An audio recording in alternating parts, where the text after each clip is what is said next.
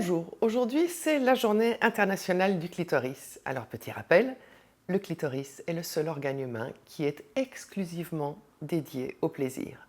C'est un organe féminin qui est donc exclusivement dédié au plaisir féminin. Alors qu'est-ce qui fait que nous n'utilisons pas, nous ne permettons pas à cet organe de nous offrir l'infinie variété de plaisirs qu'il peut nous offrir, pour lequel il est là? Eh bien, ce sont souvent des peurs. On va en lister 3. Il y a la peur de l'inconnu. Pour découvrir de nouveaux plaisirs, pour découvrir la variété des plaisirs possibles que le clitoris peut nous offrir, il faut s'explorer, il faut aller à leur recherche. De quoi les femmes ont-elles peur? Pourquoi ne vont-elles pas explorer les plaisirs que peut leur offrir le clitoris? D'abord, la peur de l'inconnu. Les sensations qu'on ne connaît pas, on ne sait pas, c'est la première fois.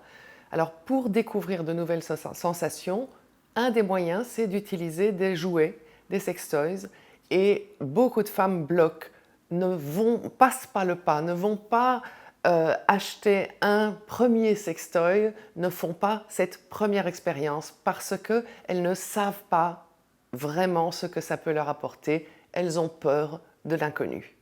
L'autre peur qui habite souvent les femmes, c'est la peur de devenir accro. Si elles commencent à utiliser des sextoys, comme leurs copines et la presse féminine leur dit que c'est vraiment extraordinaire et que c'est tellement facile d'obtenir l'orgasme grâce à un sextoy, elles ont peur de devenir accro et de ne plus pouvoir s'en passer.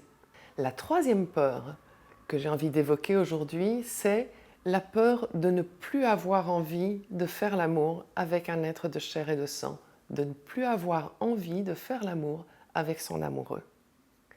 Si vous avez envie d'en parler, c'est très facile. Sur le site de Sexponentiel, donc www.sexponentiel.be, boîte contact, vous pouvez prendre rendez-vous. Si vous voulez en savoir plus, il y a plusieurs podcasts sur le sujet. Le dernier en date s'intéresse particulièrement à cette question: est-ce que je risque de devenir accro? Et si j'utilise des sextoys, est-ce que c'est un risque pour ma vie de couple?